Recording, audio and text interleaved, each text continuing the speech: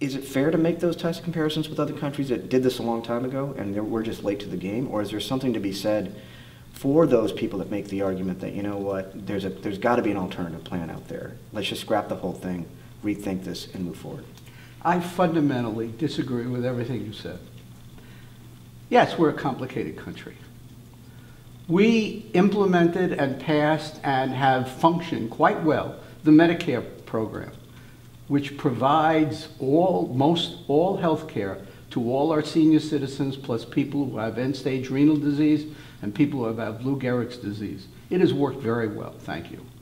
Yeah, we're a complicated country, but we have, so what? So we have different complicated laws. We do a lot of things.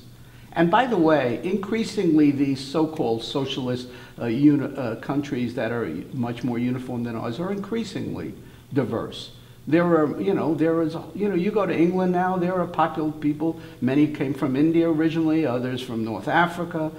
They have people coming from all aspects, parts of Europe. Germany's gotten much more complicated. France is much more complicated. This idea that somehow they're just one nice little country with kumbaya and we're this diverse population that hates each other, that's just not true. They have all the problems we do. So first of all, we've already implemented a law that covers half the population practically. And the population that uses more health care than the average person by a factor of 5. And it's worked pretty well. It's expensive. But the expensive part has nothing to do with that. It's just the way we provide our health care. That's a whole different discussion. So first of all, yes, it's complicated. So we created a complicated law to deal with the fact that we're doing things differently in Kentucky than we are in Massachusetts, than we are in California.